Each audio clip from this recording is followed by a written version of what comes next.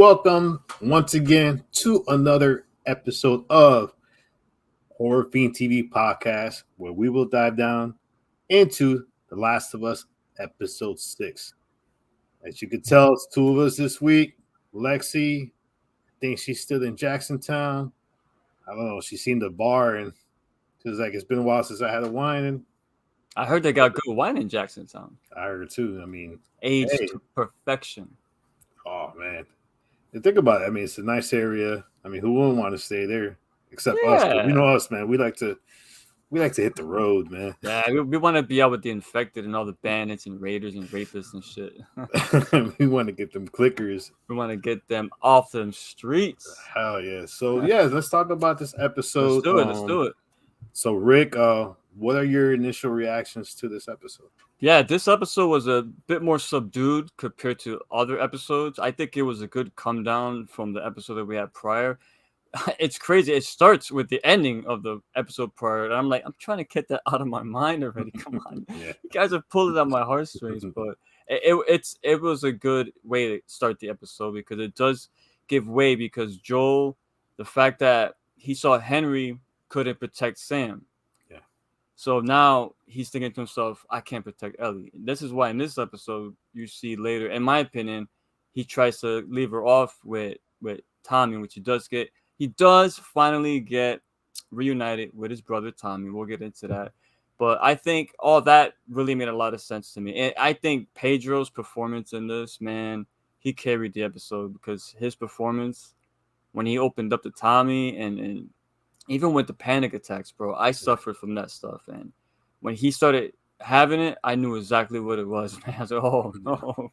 So, good stuff. Initial reactions, not as exciting as the others, but I don't think it was meant to be. I think it's a good setup episode to what's going to come next week, which I don't know. I haven't seen the trailers. I have an idea because I did play the game, but I'm going to go in fresh. But I think it's kind of like the way episode 4 was to episode 5. That's the way I took it. How about you, man? I mean, think about it. I put this in the background kind of purposely because this is what I felt like about this episode. It's a bridge basically to the next one. That's a good point. So this episode, while I agree it wasn't as action-packed, it was, I think I would say the premise of this whole episode was to show a more weakened Joel, where he has this rough exterior. Now you're starting to see cracks. And I know, Lexi likes to say, how the onion's peeling layers after layers, but I feel like you have a rock that's finally starting to chip. And I tell you, one of the things I did like about this episode was the old couple in the beginning. Oh man, I'm glad you brought that up. I love that. I love that. It was a change of pace of the seriousness of the show. Yes. I mean, the fact that, the husband walks in and his wife's just sitting on the chair. He knew immediately. When he saw the look on her face, he knew they were being like held up. He was like, did you feed them soup? I mean, I liked it that because we had, the prior episode 5, end on a tragic note. Yeah. And then here you go. You start the next episode with a kind of an uplifting in a way, nice couple. A little humor sprinkled in there. Yes. Yeah, much needed. I'll be telling you, it's a couple I hope they bring back later on because they were so great. I mean, I'm glad they didn't kill them off. Yeah. Because that was they were great together, the way they joked around, the way they basically, she welcomed him to home. The husband was like, he wanted to get them out of there, even to the point where they're having a conversation. And he's like, Joel's like, so how long you guys been out here? He said, oh, for a long time. And she goes, well, I never wanted to come out here. So the whole time they're constantly fighting, which is good. Then you get this whole thing where it was like a warning of the river of death, what's beyond the borders, what's in the west. Yep. I mean, what was it? The best direction he gave, he was like, oh, where do you want to go? Oh, we want to go west. He goes, no, just go east. Basically, go back where you came from. Go back where you came from. Yeah, I mean, it was like that. He didn't say go back where you came. He just said go east. Go east. Go east. But I'm already anticipating the Raiders because the Raiders, they're lingering. They're out there somewhere. and they don't really haven't showed them yet. And I know you guys talked about those before as Yeah. far as the game. But for me, I mean, I agree with the whole Tommy thing, which makes me want to jump to the next point. Is we've been leading up 5 episodes to the culmination of Joel finally finding Tommy. I mean, I never played the game, so I don't know how they found each other in the game. But what did you think of the whole lead up and the result of finally finding Tommy? It was a bit different in the game. I don't remember. I don't very vaguely, but I remember Tommy was working on. He was with a group of people working on something. He wasn't. He wasn't at Jacksontown. Jacksontown comes much later on into the story, so they kind of took it and they took Tommy's story and they kind of gelled them together, which it did kind of work, and it made a lot of sense why Tommy excommunicated himself from Joel and pretty much everyone else. And I like the fact when Joel did get there, when he saw Tommy and he said, Tommy, like his Pedro completely like opened up. You never seen him with that much expression, and he was happy, generally happy. And then that when they embrace each other, then Tommy goes, "What are you doing here?" He's like, "I came to save you." And they both look around like, "Okay," and they just laugh and embrace him and tighter. I loved all that. It did feel like a bit like they just showed up. Like they went through so much to get there. And as you can see in your background, look at they've been through the snow. They've been to. I mean, it's been 3 months they've been traveling. It seems so, and then they just appear there essentially. I think it could have been more of a bigger deal, but that's not a complaint either. Because I don't think it. I wouldn't look at it as a knock. But if there was one thing that felt a little jarring, was that. But I enjoyed it. I'm glad. And Tommy, the scene with Tommy and Joel, when Joel opened up to Tommy, like I mentioned before, when he's telling him, like he told him about she's immune, that Tess is gone, and he doesn't know if he could, like, he's getting old, he can't hear, his senses ain't the same, people just creep up on him now, and he feels he can't protect Ellie as he once could, and he tells him if he asked Tommy essentially to take her, and which he did that in the game as well. A little bit different, but it's generally the same. But man, Pedro's performance, bro, and that scene, man. Like I know we see Pedro a lot from Game of Thrones, obviously, the Mandalorian, which is not as expression. It doesn't have a lot of expressions because it's under the helmet a lot, obviously. But here, he really gets to show his acting chops, man. And he went, like you said, this episode he's hard, he's stoic, but then you see the rock, the chipping of the rock. I like that because he is the rock essentially, and I love that, man. And especially when he sees all the when he sees that one woman with the hair looks like Sarah, but then another girl comes in that looks like Sarah too. So he's thinking, wow, that could be my granddaughter essentially.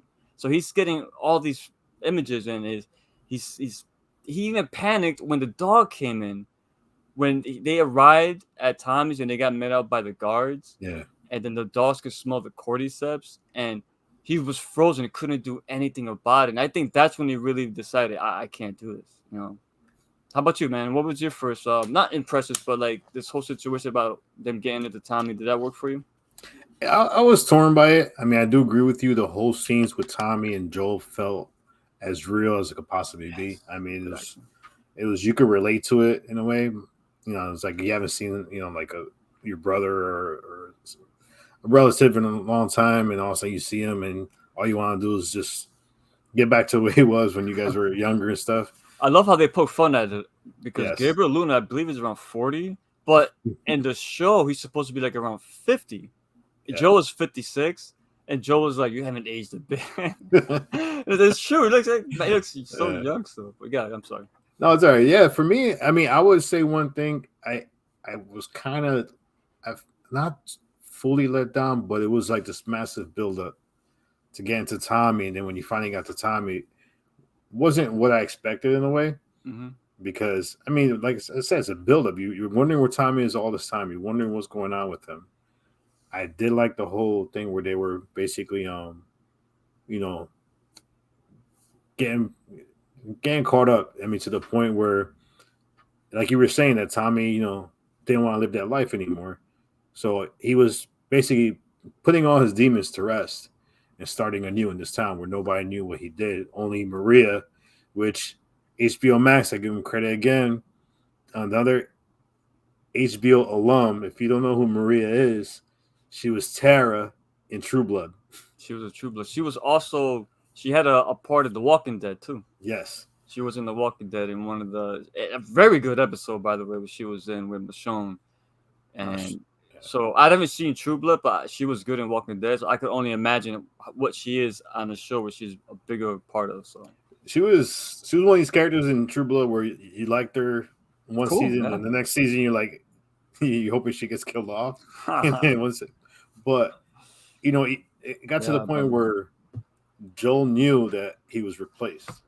Yeah, Maria, and I think that's what hit him harder. Yes, he didn't like that. No, because even he didn't like it, and then Ellie, you could tell Ellie knew it was bothering Joel. That's why every scene that she's there with Maria, even in front of Tommy, she's constantly like being an a-hole because she knows Joel's right now. I mean, think about it. Joel didn't want to say congrats. No, and I love how he said it too. Like, congratulations. He says it like with such a like, I don't give a fuck. Yeah, it was like, I mean, and then you got to, where like you were saying how he wanted, he confessed to Tommy how he's not what he appears to be anymore. Yeah, great scene, man. That was a great scene. It's almost like he just wanted to ride off in the sunset and whatever happened, like the scene behind us, whatever happened happens. You think Joel would have stood there? I don't think he would have stood there. You think he would have left? I think he would have left because he already lost Tommy. There's nothing for him there anymore. But where would you go, man? I would stay. And me personally, I know there's a lot of baggage, but I mean, we're not in the real world anymore, man. Times are different. Because you mentioned the bandits earlier, like it's not like The Walking Dead, right? Where you got the saviors, or you got the hunters, or you got the people from Terminus. And here, there's pockets of bandits everywhere that they're not associated, but they're just living off the land. So everywhere you go, you could run into 1, 2, 5, 7 people. You never know, and that's what's so dangerous about traveling. Because not only that, but then you got the infected too. So I think I would stay in Jacksontown if I was Joe. I would try at least. I would try. Think about it, they were watching movies. Yeah, they had projection. They're watching movies, and then the fact that nobody knew where this Jacksontown was, because even Maria said, "Yeah, we're not on the map. You're not going to find us." And we kind of like that. Yep. That was pretty cool.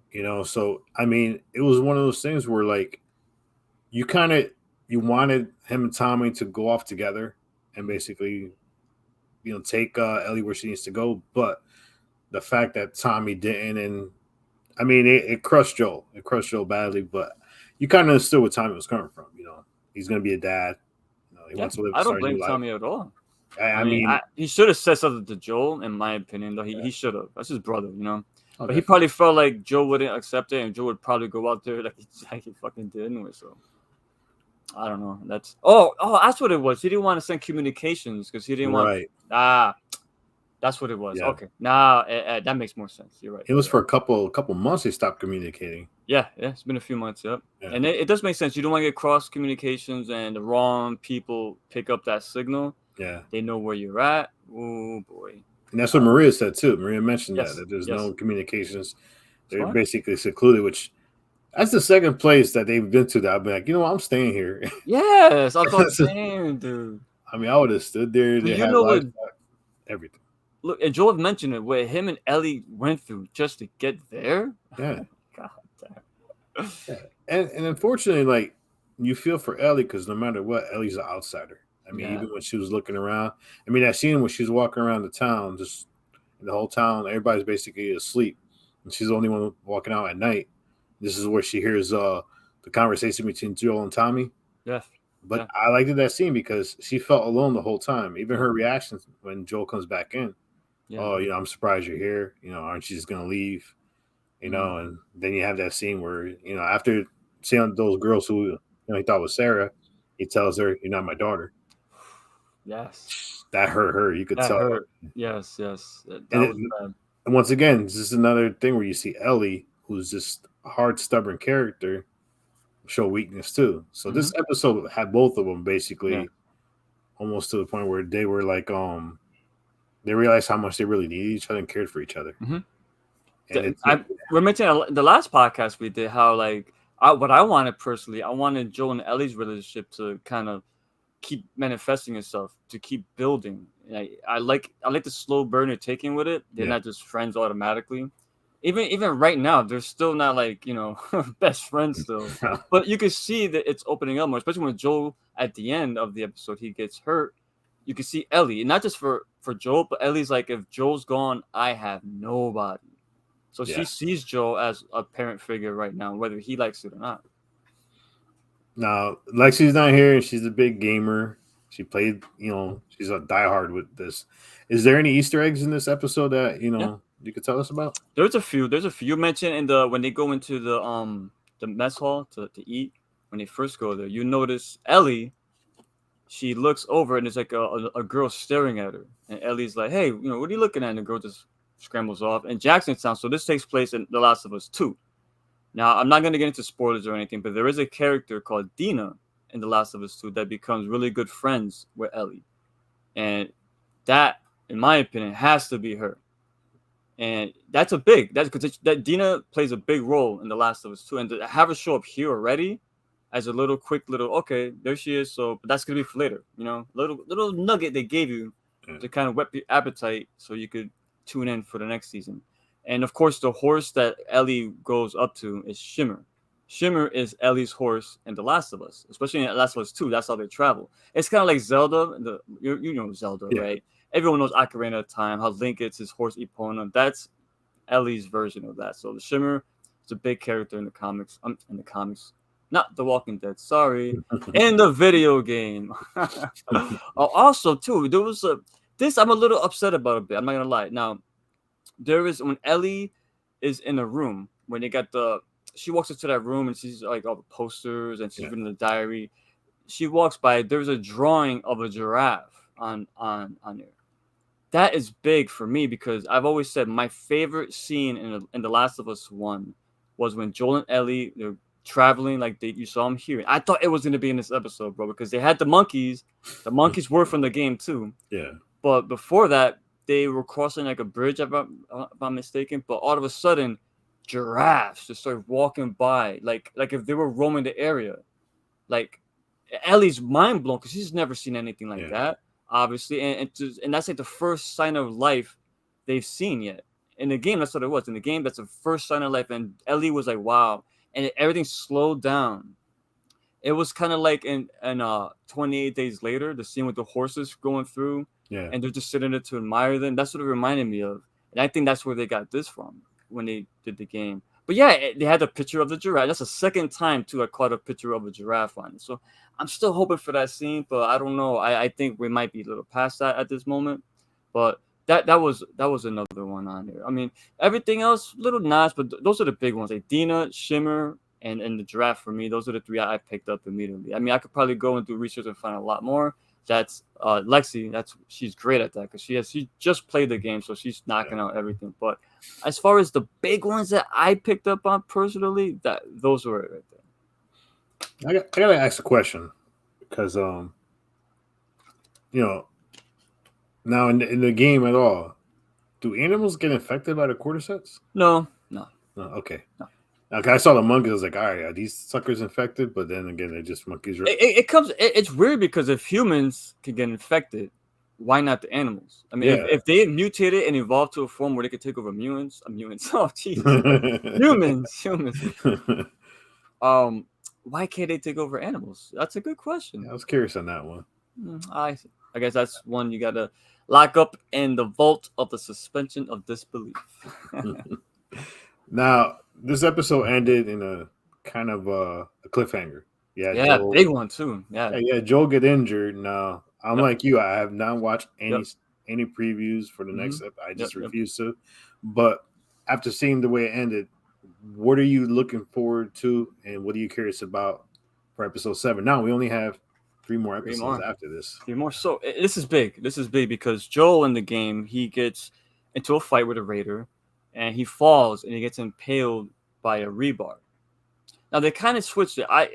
In The Walking Dead, Rick Grimes, when he left the show, he falls and he gets impaled by a rebar.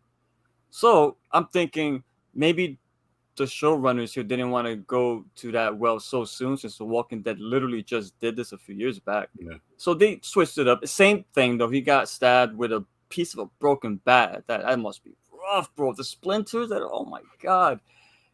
Oh, anyway. So Joe's left incapacitated, right? So I think now what's gonna happen, and it's not no spoilers or anything, but as Joe's not dying, obviously, not now. You know what I'm saying? He ain't gonna kill Joe like that. So it's a good cliffhanger. But what this opens the door to, and I hope they go this route, because again, I haven't seen the trailers, but I hope in the game when this happens, Ellie takes control. This is when you, the player, for the first time, you take control of Ellie now. Oh, nice. So you got to take care of Joe essentially, and that's when Ellie starts fighting and sneaking around. So now I'm hoping we get to see the badass Ellie start to come out, because Ellie is a badass, and we're gonna see if it goes that route. I hope they do that. And of course, we saw the casting when the show first came out. So there's people that were casted that were from Ellie's past. That if there is a time to bring those characters in, it'll probably be this episode. Just trying to make sense of it. But I'm looking forward to seeing Ellie in action. That's what I'm looking forward to see. How about you, man? Now you're blind, so how about you? What you looking forward to? Well, 3 left, bro. yeah, I know. For me, you almost get this feeling like you were saying, like now it's Ellie's time to step up. I mean, but what's out there that's going to force her to step up? I mean, is it going to be the Raiders? Is it?